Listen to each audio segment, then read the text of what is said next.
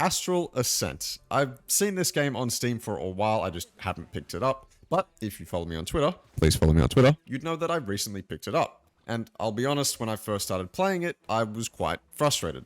First of all, the UI is clearly designed for a controller, which is fine. I don't have anything wrong with that. But I've played plenty of games that are advertised as better on controller with mouse and keyboard, but this game is special in that it seems to lack a lot more of that mouse and keyboard functionality. I can't really be mad at it though, because the developers will have their own prerogative, and if they want to focus on controller ease of use, that's totally up to them. Plus, I have no idea what goes into development of a UI or controller functionality, so, I can't really speak on that. But I can criticize what exists. A few of the things that immediately annoyed me was that E is the default bind to cycle spells. It's also the bind to go through portals, so when I want to go through a portal, sometimes I'll end up cycling my spell, which isn't a huge deal, but the bigger deal is R is the default heal key, but it's also the default confirm key. So I would often find myself healing when I went to equip a spell or confirm something, which is a big deal considering healing in this game is something that you do rarely. One other thing that I noticed was that as far as I can tell, there isn't a screen lock for mouse, even though mouse isn't incredibly prevalent in combat. In fact, I don't think you use it at all in combat. It's just a habit that I have. So often in fights, I would find my mouse going off my screen and alt-tabbing me, and then I would just be stuck in the middle of a fight. I will say, however, that as soon as I got used to these binds, my experience stopped being impacted by them, and I could easily move past all the frustrating things about the UI. What exists underneath is a game with incredibly solid fundamentals, and a few design choices that I'm not quite yet sure about. Keep in mind these are my first impressions, and I'll happily do another video if I ever finish the game and comment on it more in depth, but for now, this is what I've got. As I said, fundamentally, the game is solid. What do I mean by fundamentals? Well, movement, combat, progression, visuals, and variety are all here. Movement is especially fluid. Now, remember before I was saying how the controls aren't optimized for a mouse and keyboard. Some parts of the game definitely aren't, but movement isn't one of those parts. The dash feels great, and running and climbing around the environment is really easy as well. It's also fluid, and I also love the environmental additions that you can use for movement. As you progress through each stage, more movement options within those levels are given to you, and instead of being pivotal to gameplay, they are there if you choose to use them, and are also used as a way to access secrets. They are also found in challenges, so being able to attack the blue diamonds to launch you up, for example, bounce off mushrooms, or launch yourself through fire hoops, they're all a great touch, but aren't pivotal to the gameplay. Combat is something I enjoy a lot in this game, given the variety in spells and ease of movement, but it's also hindered, in my opinion, by the fact that you have to cycle through spells. You see, Astral Ascent has a system where you have 4 spells and 1 special move. To access the 4 spells, you must first use your primary attack to gain mana, and then right-click to use one of your 4 spells, and they are used in order from 1 to 4. How does this create problems? Well, the main issue that I have is if I want to use a certain spell that I have equipped because it has a certain utility, say that I want to use a spell that has range over a spell that's close up, I can't do that very easily. I can either spam through my spells before I get to it and hope that I don't run out of mana, or I can cycle through them with E. But this presents a couple of issues. First, I don't want to have to be checking what spell I'm on in the cycle.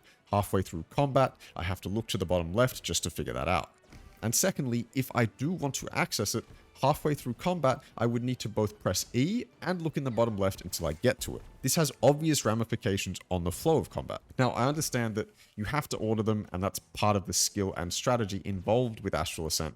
Don't worry, that's not lost on me, but as first impressions go, it isn't the friendliest of systems. For die-hard Astral Ascent fans, I would love to know your thoughts on it. Is it a skill issue on my end, or is it continuously a problem throughout your playtime? Because I really do want to have free access to spells for utility that's useful at that moment.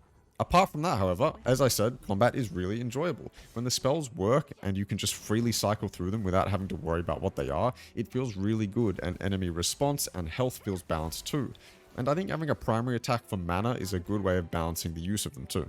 I know that I just went super hard on the spell cycling, but I actually do like combat more in this game than I dislike it. It's just easier to criticize something than it is to praise it for me.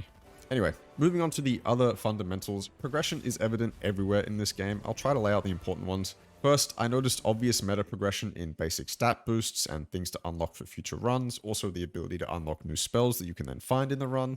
This is standard and I like the way they've done it here. What I don't like, however, is that every element of progression is done through a UI that has no mouse support, and in menus that choose to scroll down instead of being able to house all the options on the screen. Like, I don't want to have to scroll down to get to the thing I want to upgrade every single time. I would rather just have it on screen with everything else as soon as I open the menu. Anyway, that's just a little gripe.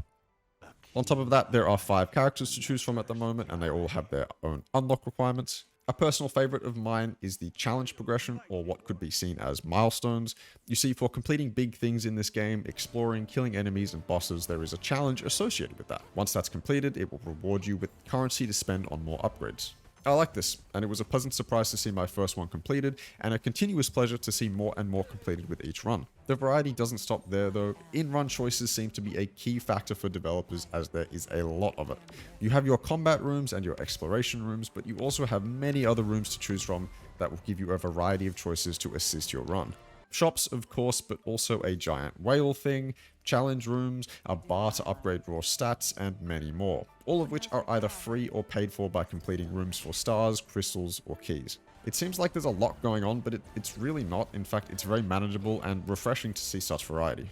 When it comes to boss fights in this game, not only do they add layers onto the macro progression of the game, which I won't spoil, but they are also just the right amount of challenging and just the right amount of crazy. So far, I've versed maybe 4 or 5 bosses, and each of them have been incredibly unique and challenging in their own way, with, again, their own different moveset that makes them feel different from the last. I will say, initially I was quite frustrated because I could never understand when they were going to attack or what attack they were going to do, but I seem to have gotten the hang of it now, at least how to maneuver around them. I know that the bosses and different enemies in the game do have a clear indication of when they're about to attack, either they flash or maneuver in some way, but when I was first starting to play, it was less evident to me. It wasn't super obvious as in other games that I've played. So that was frustrating to get used to, but again, as I've kept playing, it has become less and less the case. Either way, I have to give credit for the intensity of the fights and the different movesets they all have. They are incredibly engaging. Visually, I love the style Astral Ascent is going for. Initially, I had some gripes about not being able to see the enemies against the back wall very clearly, but there is an option to outline them, which is very helpful. Other than that, the environments are beautiful pixel art creations, and I just can't help but love pixel art, so the style gets an A+ from me. Characters, story, dialogue, again, not huge focuses for me, but I do love that talking is mostly kept to a minimum, and no character is talking your ear off about anything. It's always a nice touch. Those are my first impressions, however, and as I said, I might make another video on it as more content is released, but I haven't played enough to be able to go super in depth. If you've played Astral Ascent a lot and would like to discuss it, please comment below. I'd love to have a conversation with you about it down there, especially if you have any critiques of my critiques, or, you know, if you'd love to prove me wrong, I'd love to be proven wrong, or told how to do something better. Anyway, thank you so much for watching. I streamed a bit of Getting Used to It on Twitch, so follow me there. Dude, that attack is such bullshit. What the? Nah. Nope. Follow me on Twitter and see you later.